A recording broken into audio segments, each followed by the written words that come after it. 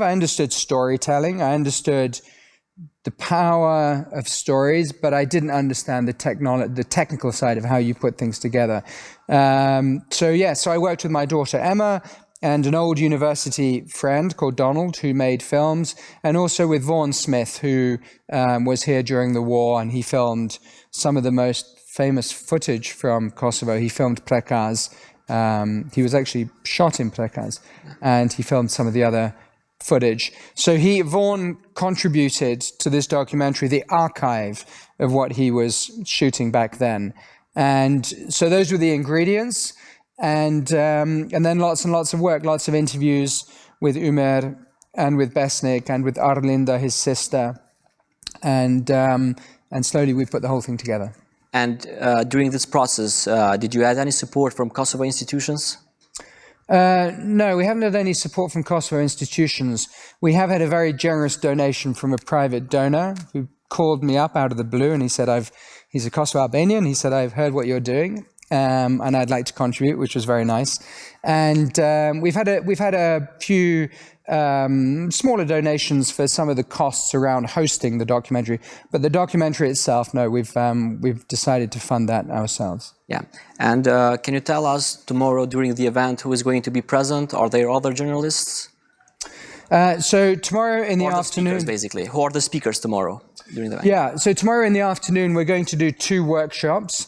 One is on at 2 o'clock and 3 o'clock, and they're open to the public. So at 2 o'clock, one of them is on life after war, and one of them is on war reporting.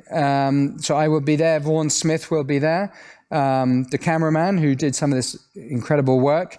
My daughter Emma will be there, Umer, and Fadi Mutroli will also be there, the man from pleq who suffered this terrible massacre. So one is at 2, one is at 3.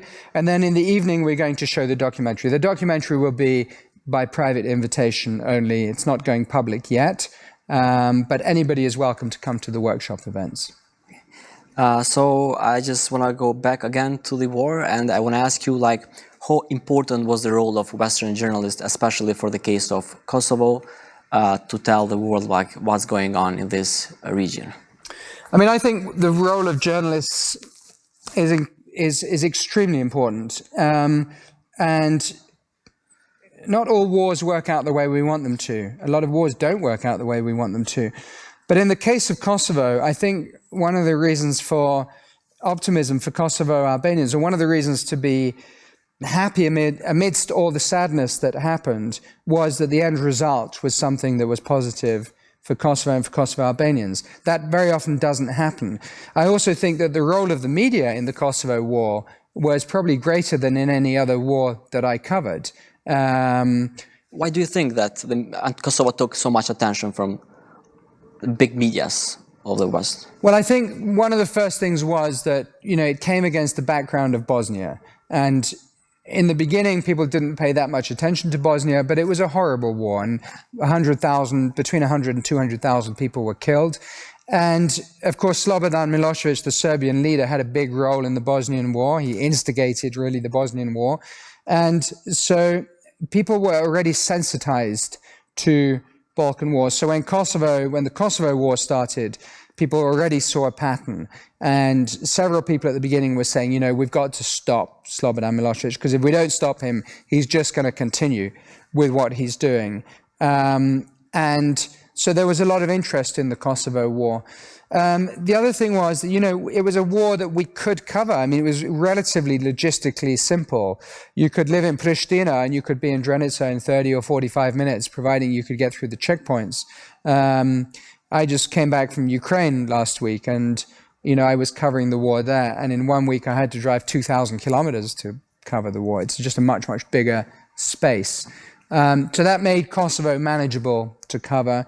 And the technology was already just about there. We were using satellite phones at the beginning, but the technology was helpful in getting the story out quickly to the West. During your time in Kosovo, was there like a moment, like questioning yourself, like what I'm doing here, I might risk my life? So did you have like a breakdown moment that saying that that's enough? No, I might go back? Yeah. Not in that sense. you know, risk is a funny thing. Once you pass through it and you come out of the other side, I don't think you really second guess yourself because you survived. But what does get you is guilt. And sometimes guilt is rational and sometimes it's not rational. So yeah, there were times when I thought, you know, I'm a journalist, I'm writing about this, and